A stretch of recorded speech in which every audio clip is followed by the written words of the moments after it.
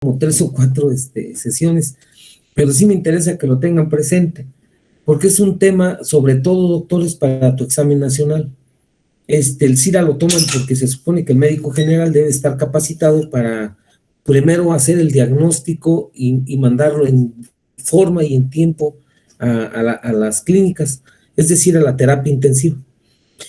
Precisamente una de las situaciones que vemos es este referéndum al ahora con el COVID, pues que a veces los médicos tardaban mucho en enviar a los pacientes y ya llegaban ya prácticamente muertos.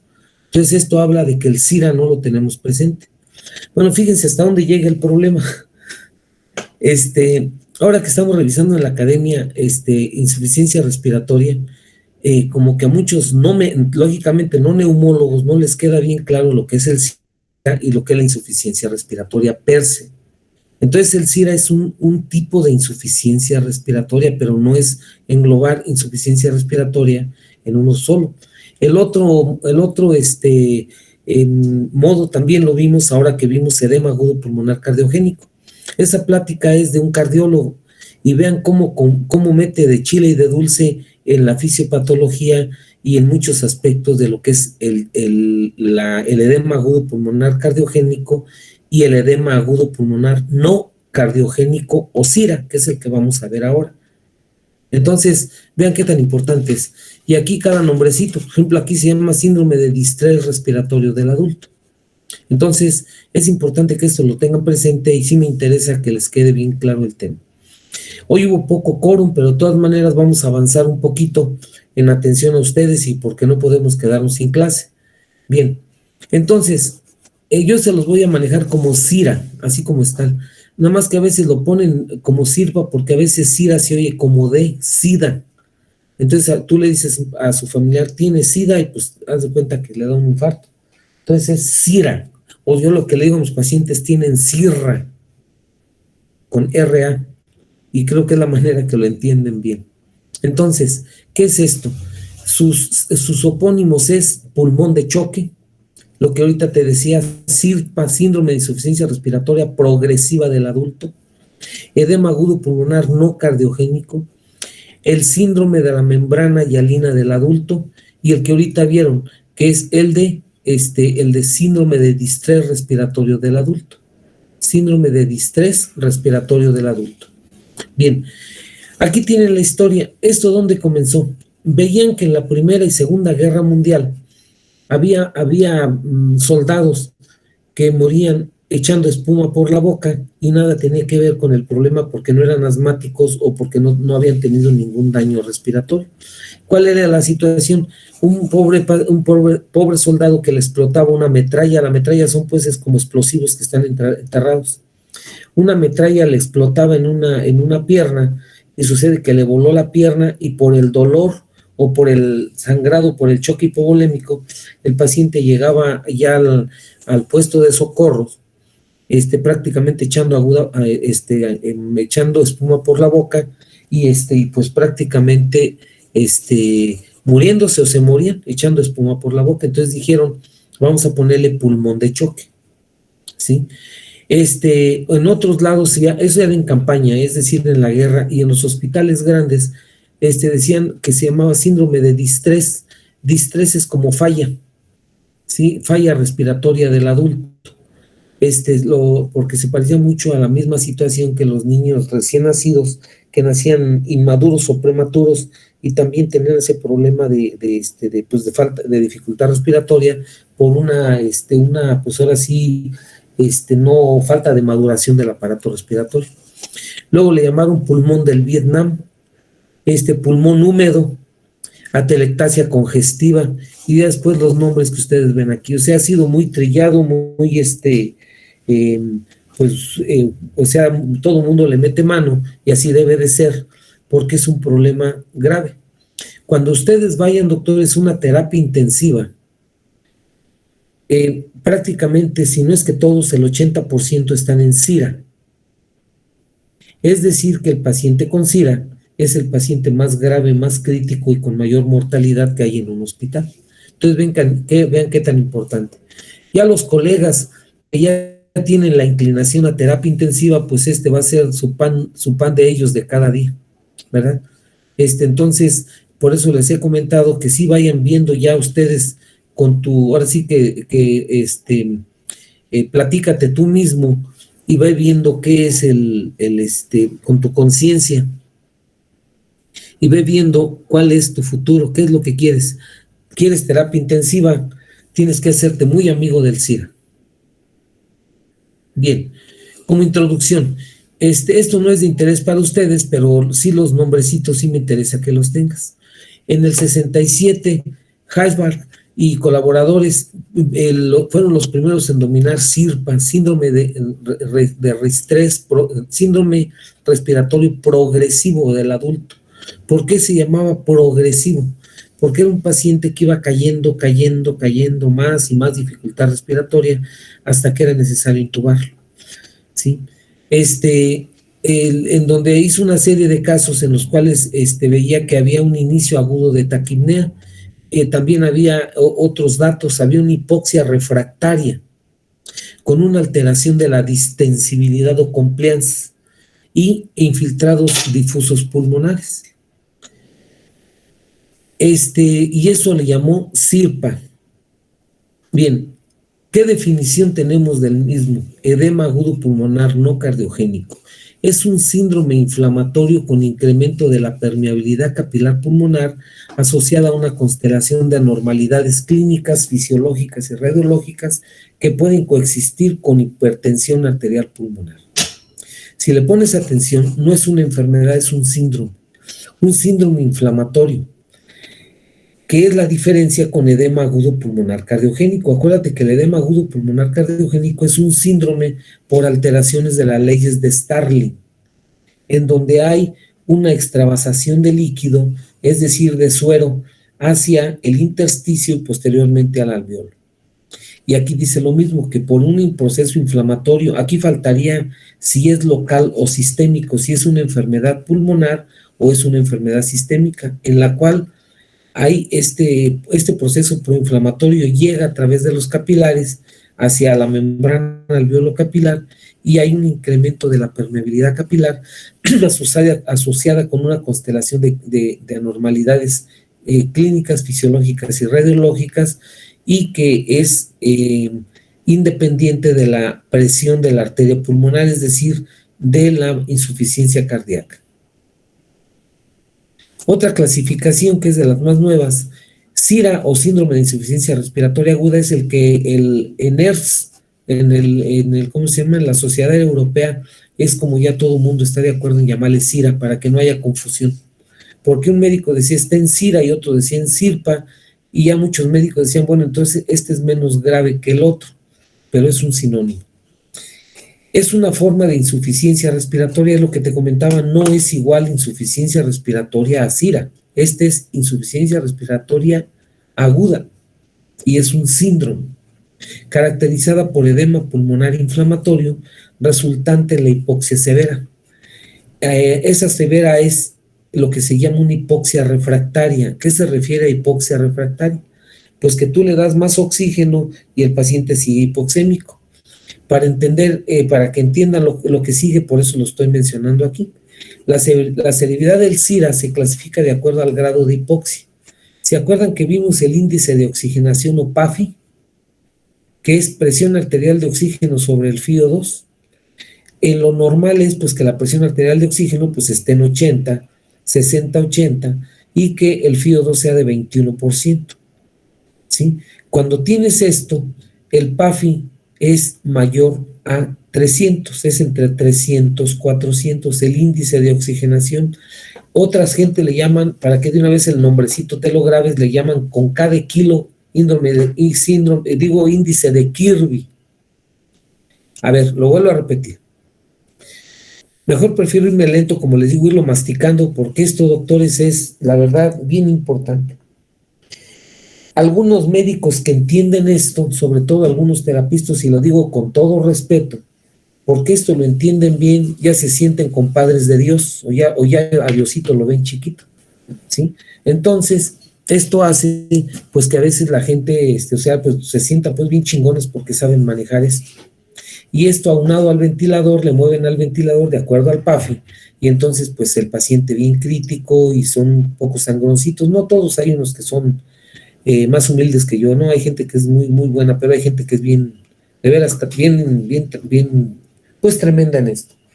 Entonces, por eso me interesa que lo entiendas. A ver, el SIRA es una forma de insuficiencia respiratoria, la cual hay un edema pulmonar inflamatorio secundario o ocasionado por una agresión al cuerpo, ya sea infecciosa, traumática, hipóxica, dolorosa, etcétera. Piquete de alacrán, piquete de mordedura de víbora, etcétera. En la cual, o choque anafiláctico, todos los choques. Esto va a ocasionar un proceso inflamatorio a nivel de la membrana alveolo-capilar y al alveolo. Para medirlo utilizamos el índice de oxigenación, o también ha llamado índice de Kirby o PAFI, entre PA, FI, así los residentes le dicen PAFI. Eso lo vas a oír 20,000 veces ahora que estés de interno. El paciente tiene un PAFI de 300, el paciente tiene un PAFI de 150, o el paciente tiene un PAFI menor de 100. Es decir, el SIRA se divide en leve, moderado, grave, dependiendo del PAFI. Lo normal es que esté arriba de 300, casi siempre es entre 300 y 400. El SIRA es muy común y está asociado a una morbilidad sustancial, es frecuentemente fatal y representa un importante problema de salud pública. Un paciente con SIRA, doctor, nada más para que veas qué importante es esto y qué grave, un paciente con SIRA en terapia intensiva en promedio te cuesta, en el instituto nosotros nos cuesta un paciente con SIRA 35,000 pesos diarios, estoy hablando en el INER. En otras terapias que andan entre 70 y 100, y en otras terapias privadas andan entre 100 y 200,000 pesos diarios, mantener un paciente vivo con SIRA, sobre todo SIRA severo, un PAFI menor de 100. Entonces vean qué tan importante es que esto lo tengan en su mente, no como especialistas, solo como personas, médicos que están entrenados no nada más en la medicina preventiva, lo que estamos haciendo en la campaña de tabaco, que ahora que vayamos a visitar las escuelas, pues estás viendo lo preventivo. Este es ya el tratamiento de pacientes críticos, la pirámide diagnóstica, pues que ya fue valorada por 20 médicos, ya estuvo en urgencias, ya estuvo en una cama sensable, o va directo del trauma o de donde el lugar del accidente a terapia intensiva. Por eso la terapia intensiva es el lugar más, pues de los pacientes más graves. Antes de seguir adelante, me gustaría mencionarles lo siguiente, doctores. ¿Qué diferencia hay entre una terapia intensiva y una terapia intermedia? Ustedes en los hospitales van a ver que dice UTI o UCI o USIM. UTI, UCI, USIM. O UTIR. Ese se refiere a unidad de terapia intensiva respiratoria, el UTIR. Ahorita se lo hicieron mucho en boga y en moda en Europa y también en muchos hospitales de México. Este hospital es UTIR. Entonces, unidad de terapia intensiva, unidad de cuidados intensivos, esa es la UCI. Es lo mismo. En una terapia intensiva están los pacientes más críticos de un hospital. Casi siempre tienen ventilación mecánica, ya sea invasiva o no invasiva. En unos lugares como en el INER, ahí en el instituto y en otros hospitales, tenemos una terapia intensiva y una terapia intermedia. La terapia intermedia se le da a aquellos pacientes que no los vas a dejar tampoco morir, o sea, porque es antiético y antihumano que a una persona lo dejes morir porque a ti se te antoja. O eso también en muchos lugares, pues es precisamente parte de lo que es la eutanasia. Si este paciente tiene cáncer, es terminal y no tiene vuelta de hoja, pues déjalo morir. Entonces, en terapia intermedia se le dan los cuidados paliativos, es decir, tiene dolor para el dolor, tiene diarrea para la diarrea, tiene vómito para el vómito, no puede dormir, lo sedan, tiene fiebre, pues para la fiebre, está deshidratado, pues le das líquidos, le tomas estudios y te dice que tiene una infección agregada, pues le das antibiótico. O sea, le das todo lo que necesita el paciente humanamente posible, pero no medidas heroicas. Medidas heroicas tiene muchos conceptos, se refiere a que si el paciente cae en paro cardiorrespiratorio, paro cardíaco o paro respiratorio, pues hay que revivirlo, hay que darle las medidas precisamente de resucitación, el triage de resucitación, o el PCR que le llaman paro cardiorrespiratorio. Entonces, este es importante tenerlo presente porque a estos pacientes ya no se les da. Esa es la diferencia entre terapia intermedia y terapia intensiva. Otra situación que ahorita en la mañana también lo oí, y de gente pues que sí, la verdad sí sabe lo que está hablando, pero son terminología. A nivel de la OMS, cuando nosotros fuimos a un curso allá en Europa, nos llevaron precisamente a los UCINES de allá, a los cuidados intensivos respiratorios de allá de Holanda, y ya desde allí los carros ya no sé, de paro cardiorrespiratorio o de ¿cómo se llama? O pues los que se utilizan en los hospitales para la resucitación, sí, del triage, ya no son rojos, son azules. Entonces ahora hablas de carro azul, no de carro rojo. Parece una estupidez esto, pero no, doctores, sí es importante que esto lo sepas. Bien, entonces, si le pusimos atención a la definición anterior, ¿sí?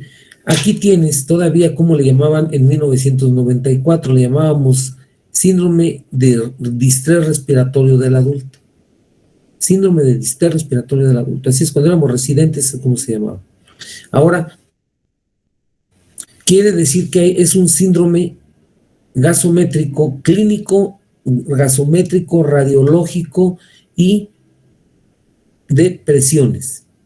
Entonces, ¿a qué se le llama CIRA? En esta fecha, en 1994, con aquel paciente que tiene un PAFI menor de 200 y que es una hipoxemia refractaria, o sea, tú le pones grandes cantidades de oxígeno y sigue precisamente hipoxémico. Radiológicamente tiene infiltrados bilaterales intersticiales en alas de mariposa y las líneas Kerley. Y le pones el catéter central o el catéter de Swan-Ganz y ves que la presión en cuña de la arteria pulmonar es menor a 18. ¿Eso qué significa? Que no tiene hipertensión arterial pulmonar. ¿Eso qué significa? Que no es un edema cardiogénico porque no tiene falla cardíaca. Claro que puede ver, doctores, un paciente con CIRA y que aparte tiene cor pulmonale porque tiene POC, porque fumó mucho, porque estuvo en contacto con humo de leña o porque tiene un problema cardíaco. Entonces, no confundirlo. Una cosa es la hipertensión pulmonar con los datos de edema agudo pulmonar cardiogénico y el que ahorita te estoy comentando. Esto es importante, pues, que lo consideren en su paciente. Bien. En 2012, que estuvimos en esta sesión, ya digo que ya tengo desde 1999 yendo cada año al Congreso ERS, al europeo, y entonces en Berlín se hizo precisamente los criterios de Berlín para lo que es pacientes con CIRA, y precisamente allí fue donde se reemplazó la definición realizada por el Consejo Europeo publicada en el 94.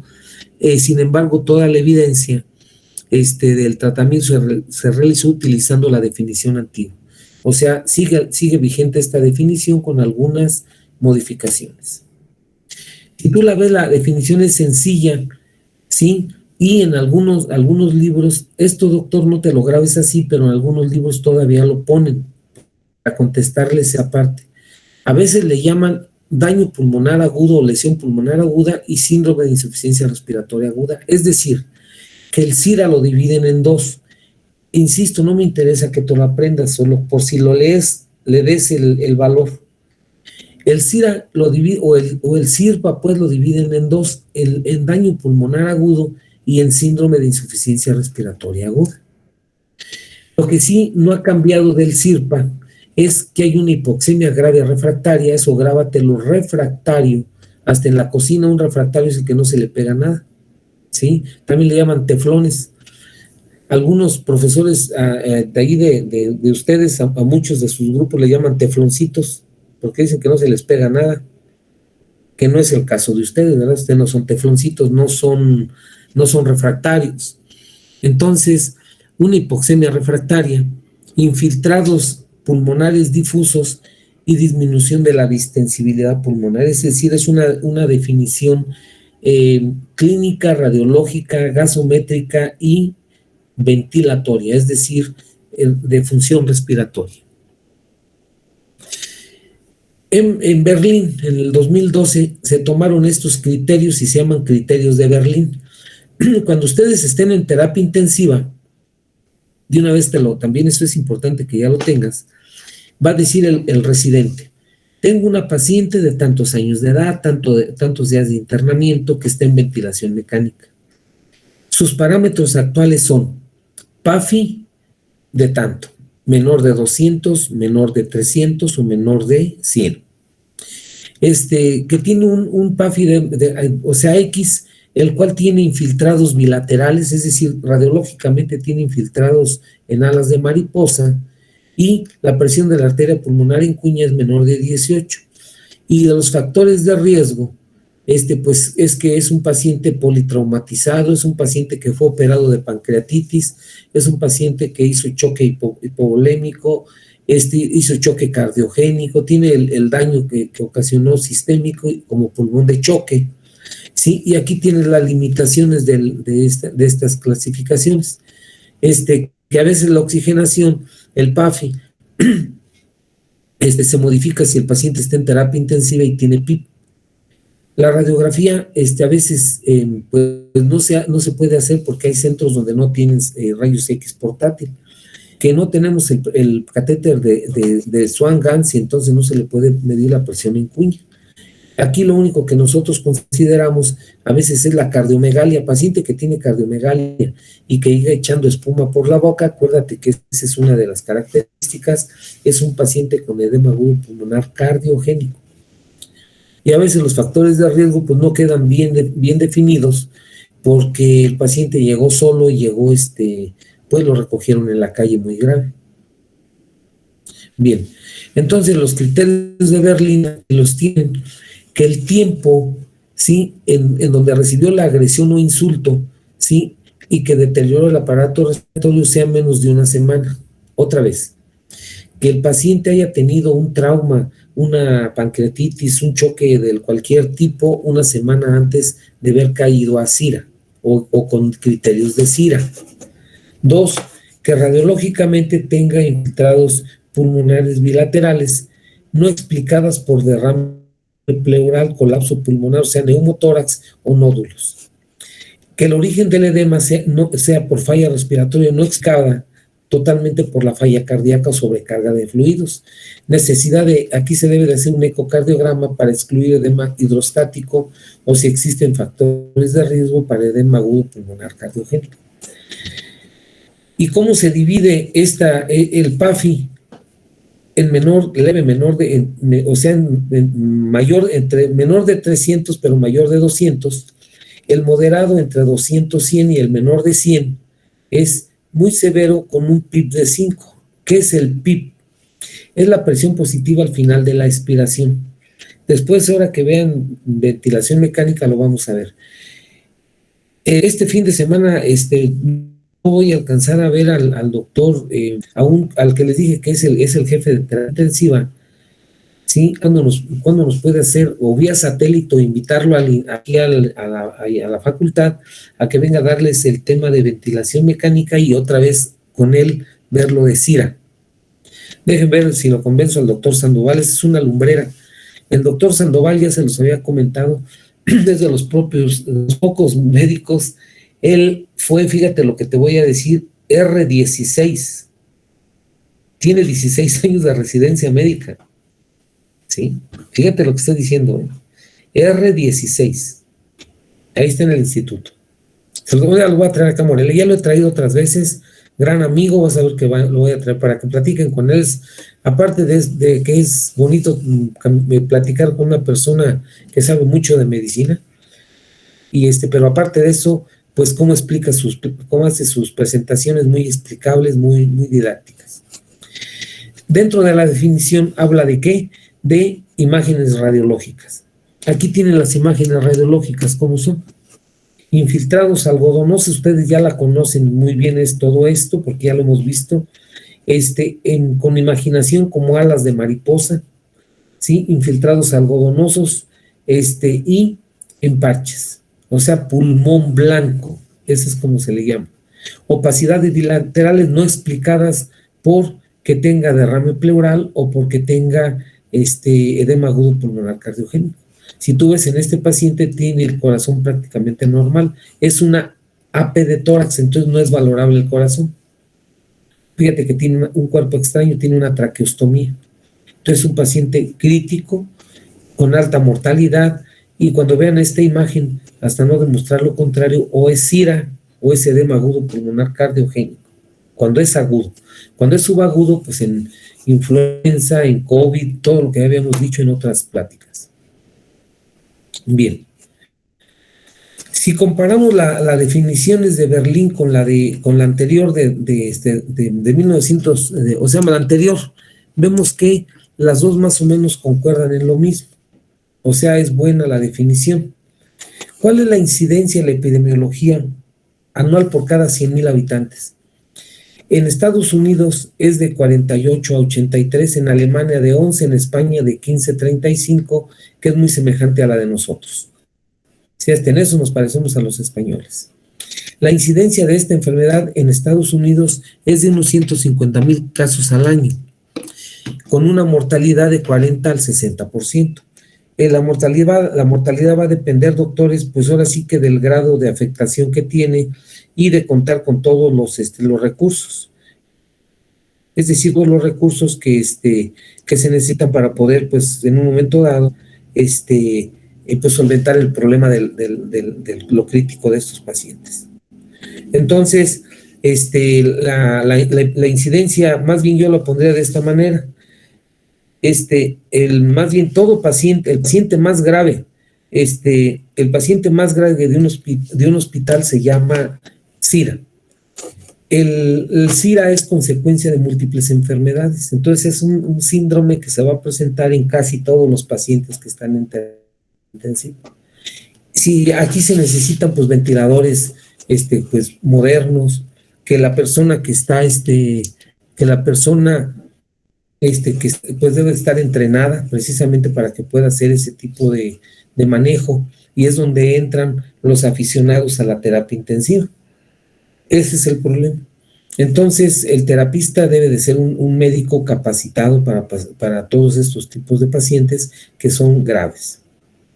Bien, ya dijimos que es 75 por cada 100,000 habitantes en Estados Unidos y la mortalidad 40-60%, nada más hacemos énfasis.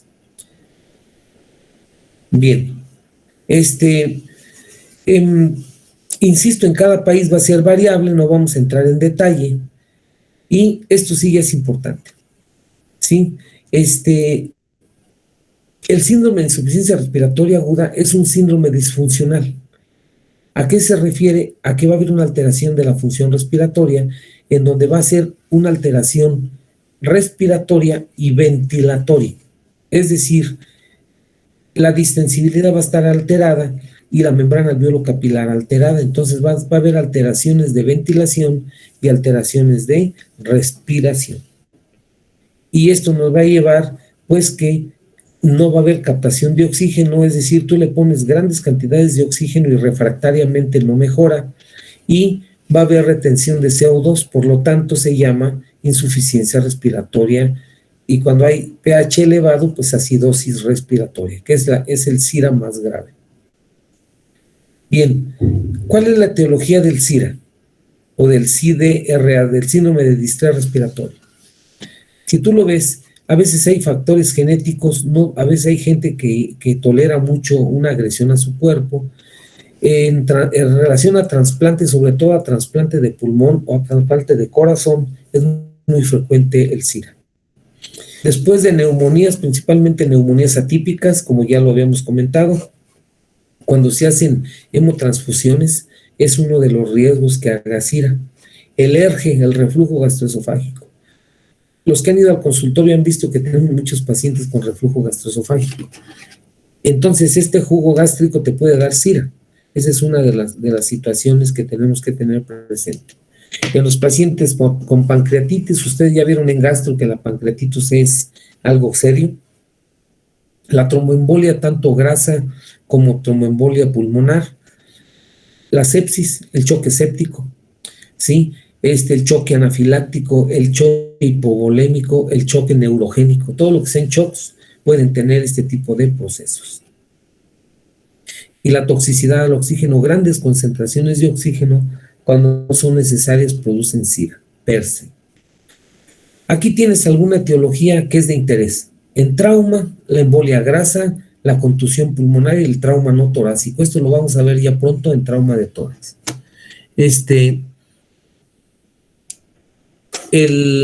Los trastornos hemodinámicos. Choque de cualquier etiología, aumento de la presión intracraniana, incluso convulsiones. Causas infecciosas, ya les dije, sobre todo neumonías atípicas, pero también pueden ser neumonías bacterianas, neumonías micóticas, sobre todo en la micótica, el SIRA ocasionado por la inhalación de Histoplasma capsulatum.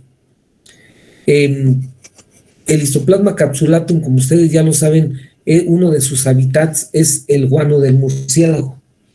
Entonces, en muchos estados, incluyendo aquí en Michoacán, el guano del murciélago lo utilizan como abono. Dicen que es de los abonos más importantes, o sea, más buenos que hay, pero pues llevan el bicho del Histoplasma capsulatum, este hongo. En todas las casonas viejas donde hay excremento de animales y que queda mucho tiempo, también ahí es su lugar natural. Entonces, a la hora de aspirarlo hacen SIRA, es a lo que quiero llegar. La aspiración de líquidos, el casi ahogamiento, sobre todo el casi ahogamiento en agua de mar, es el que más SIRA hace, es en agua salada. Aquí también la aspiración de líquidos se refiere a la broncoaspiración de síndrome de Cherry-Mendelssohn y en hidrocarburos líquidos. Por eso, ahora que veamos trauma, vamos a ver qué vas a hacer en un paciente que se da un trago de ¿cómo se llama? De petróleo. En algunos lugares dicen que para matar las lombrices se echen un trago de petróleo. Entonces, pues empiezan con náusea, empiezan con dolor abdominal y se antoja que vomiten, ¿no, doctores? Si vomitan te van a broncoaspirar y te pueden producir SIRA. Entonces está contraindicado hacer vomitar a un paciente que ingirió hidrocarburos. Sobre todo son niños que le dejan la botella de gasolina o la botella de petróleo de diésel o de aguarrás en una, ¿cómo se llama? En una botella de refresco, y llega el chamaco y se le empina, y pues sucede que está el problema grave. Sobreedificación de medicamentos, principalmente las sustancias enervantes, la heroína, la metadona, etcétera, son sustancias que en un momento dado producen edema agudo pulmonar. Barbitúricos, abuso de acetil salicílico, uno de las intoxicaciones por salicilatos es precisamente el SIRA. Toxinas inhaladas, oxígeno en altas concentraciones, productos químicos, esto es sobre todo en inhalación de sustancias, productos químicos. Esta semana, el lunes, ya ni sé los días que vivo, el lunes llegó un paciente de X lugar de Michoacán, que pues es de los químicos que procesan la droga. Entonces, así me lo dijo, así como tal, literalmente, doctor, yo soy químico farmacobiólogo y trabajo allá con la mala, y pues se me descompuso mi cubrebocas, pues de alta eficiencia, y pues lo hice sin ninguna protección, y sucede que le explotó uno de los frascos, entonces cayó casi en SIRA. Entonces estuvo internado unos días y pues le fue muy bien, pero eso es lo que es inhalación de ¿cómo se llama? De ácidos o de productos químicos corrosivos o volátiles, ¿sí? Aquí entran ¿cómo se llama? Algunos de los fertilizantes. los fosforados o los clorados. Los trastornos hematológicos, ustedes van a ir a hablar ahora que vean Clínica Quirúrgica 2, un tema que se llama SID, síndrome de coagulación intravascular, SID. Cuando un paciente tiene SID, síndrome de coagulación intravascular, habla de que tiene riesgo de trombosis en muchas partes del cuerpo o empieza a sangrar. Después lo van a ver en ese tema. Entonces vean que de procesos muy graves, todavía es más grave el SIRA, es la consecuencia del SIRA. Esa es la situación. Transfusiones masivas de sangre, derivación postcardiopulmonar, se refiere a procesos quirúrgicos, trastornos metabólicos como la pancreatitis, la uremia, ingestión de paraquat, otro de los fertilizantes, la carcinomatosis linfangítica, sobre todo se ve en cáncer de tiroides. Hacen una carcinomatosis linfangítica y mueren de SIRA los tristes pacientes. La eclampsia es el otro. La poscardioversión y la neumonitis por radiación, después de una radiación. Entonces, vean cómo vamos a dividir la etiología, que así quiero que te la aprendas, en agentes de lesión directa y en agentes de lesión indirecta. Los agentes de lesión directa es aspiración de contenido gástrico, trauma torácico severo, infección pulmonar, inhalación de gases tóxicos y el casi ahogamiento. Si tú las analizas, el problema está en lesión pulmonar directa, o sea, hay una agresión pulmonar. Sin en cambio, en esta es sistémica, una sepsis grave. Se me ocurre una peritonitis, un trauma severo no torácico, un trauma donde hay traumatismo cráneoencefálico, estallamiento de vísceras, una doble fractura de pelvis, etcétera. La pancreatitis aguda, el daño de reperfusión. Aquí faltaría de las graves la eclampsia. En una terapia intensiva, doctores, siempre casi, otra cosa, una cosa es la terapia intensiva respiratoria, que es de donde pues nosotros nos hemos formado, y otra es la terapia intensiva general. En una terapia intensiva general, te vas a acordar de mí cuando te voy a decir qué pacientes vas a tener, o si ahorita vas a una terapia, qué pacientes tienen.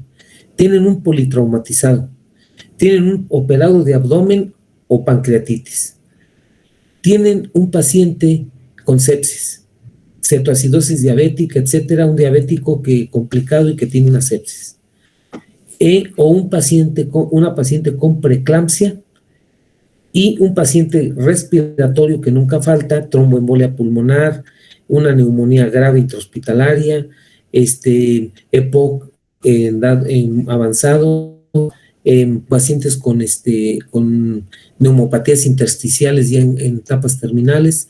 Ese es un paciente, casi siempre así son los pacientes en terapia, en ese orden que les digo. Paciente con cetoacidosis diabética y sepsis, el paciente preeclampsia o eclampsia, la persona con politrauma, paciente operado de abdomen complicado y los pacientes respiratorios también de las patologías que hemos visto severas. Aquí nos vamos a quedar, doctores. Vean qué tan importante es conocer medicina. Miren, échense ahorita nada más un palomazo con esto. Si en esta foto, fíjate lo que te voy a decir, dominas o entiendes el 60% de todas las palabras que dice aquí, felicidades. Si no, a chambear, hijos. Sí, o sea, que es la embolia grasa, que es la contusión pulmonar, que es el choque cardiogénico, neurogénico, séptico, etcétera. Así cada uno de ellos. Si no lo logramos dominar, nos falta todavía ponernos a chambear más, porque quiere decir que todavía el lenguaje médico no lo tenemos bien claro. Aquí lo vamos a dejar, doctores. En cuanto a esto, les voy a robar 5 minutos de su tiempo nada más. Antes que nada, agradecerles su participación y su interés en esta campaña. Los que van a tener la voluntad, que de antemano se los agradezco, el día domingo nos vemos en la verbena de acuerdo al programa que hicimos, es decir, vamos a llamarle guardias que van a tener ustedes. Como no vamos a poder platicar allí en la verbena, las guardias se refieren, es un decir, no, ahorita no recuerdo cómo quedaron, pero es un decir. A las a la sección de tercer año lo dejé de 4 a 5 antes de que empiece el evento. Ellos van a recibir ahí a las gentes del sonido y todo. A las 5, de 5 a 8 sí están ya programadas las secciones de cuarto año. Por decir algo ahorita, aunque no sea así, ojo, no que así quedaron, pero me lo voy a inventar. De 5 a 6 le toca a la sección 1. Ok. ¿En qué consiste su guardia? Primero, que ustedes son los que en cada, cuando termine de cantar o de bailar, en cada término de intervención, van a tomar el micrófono y de acuerdo a también lo que les dejé, que les quedaron de trípticos y tabaco y embarazos y tabaco EPOC, el que les haya tocado. Entonces van a tomar el micrófono de acuerdo a como ustedes se pongan de acuerdo con su jefe de grupo y van a decir, hoy le tocó a la doctora. La doctora va a decir, miren, van a la cápsula. No es lo mismo leer el tríptico, por eso deben de llevar unas cápsulas, doctores. Tampoco son que leas el libro allí de embarazo y tabaco, no, nada más de media cuartilla para no enfadar a la gente. ¿Sabía usted que el tabaco y el embarazo producen trastornos tanto para la madre, para el nuevo producto? En la madre produce desnutrición, produce gastritis, produce etcétera. Y en el nuevo ser, pues bajo peso, que no se desarrolle bien, ya que le falta oxígeno, etcétera, etcétera, etcétera. Todo lo que diga ahí, media cuartilla. Terminan y entonces ya le dan la palabra a la locutora, al locutor, y ellos van a seguir con la fiesta. Algunos de ustedes vamos a hacer una guardia con los banderines. Se refiere que como vamos a estar en vía pública, doctores, vamos a necesitar parecer soldaditos. Necesito que vayan de blanco. Entonces, por decir algo, si son ustedes en su sección 20 y les toca una hora, pueden cada quien 10 minutos estar con el banderín y estar haciendo, y una vez hacer la lista, jefe de grupo o jefa de grupo. A Juanito le toca de las 5 a 5:10, de los 5:10 a las 5:20 a la otra compañera, o 2 o 3, para que siempre esté ondeando la bandera de la universidad. Eso se refiere a eso es la guardia. Y ustedes, lógicamente, pues no van a estar viendo la farándula, solo hay que estar alrededor del evento, estarlo vigilando, que se vea la bata blanca ahí. Ya son las 6 de la tarde, ya acabó la guardia, le toca a la sección 6, es un decir, no que le toque a las 6, es de acuerdo a cómo quedamos. Entonces los médicos de las 6 recogen los banderines, le dan las gracias a los compañeros anteriores y ellos se hacen encargados del evento, la misma logística. En cada intervención, ahí ustedes dicen ahí, nosotros somos médicos en formación de la sección 6, de la sección 1, del cuarto año, y venimos a esto. Es su nombre. Entonces ya dicen el tabaco y cáncer.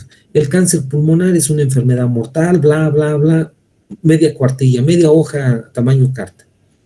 Y así cada quien, hasta terminar el evento. También a la otra sección de tercer año los dejé para entre 8 y 9, para que ellos nada más nos ayuden a recoger las cosas, pero también hicieron trípticos, o sea, también van a hacer entrega de trípticos. Si ustedes ven, cada sección es diferente objetivo en cuanto a trípticos y en cuanto a las cápsulas que van a leer. No van a leer lo mismo 20,000 veces, cada uno es diferente. Eso es en cuanto al sábado, y les agradezco, compañeros. Y el domingo ese es el domingo. Y el lunes hay que estar en el desfile a las 9:30, no a las 10 de la mañana. Los que tengan problema, yo sé que hay unos compañeros que creo que no me acuerdo qué sección es, que tienen problema con neuro, porque es a esa hora su clase. Espérense hasta que salgan de neuro a las 10 y llegan después un poquito, o así que derrapando al desfile, para que no tengan problemas con su médico.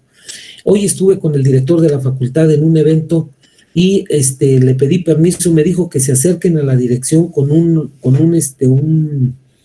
escrito donde están solicitando al doctor, me lo voy a inventar, al doctor de neuro, al doctor de gastro, al doctor, etcétera. Primero acérquense a los médicos y pídanle permiso, y solo que les pidan un escrito de la dirección, se lo piden a la dirección, si no, no.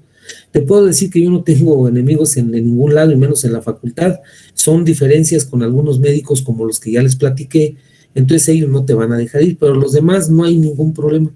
Sí, el doctor Manso, todos ellos díganle al contrario, que los invito a que desfilen con nosotros. Nos van a mandar al carajo porque nadie quiere, pero de todos invítenlos. Pero están enterados, doctores. Entonces, esa es la logística, eso es lo que tenemos planeado, y ya después vamos a planear lo que es las idas a las escuelas, ¿sí?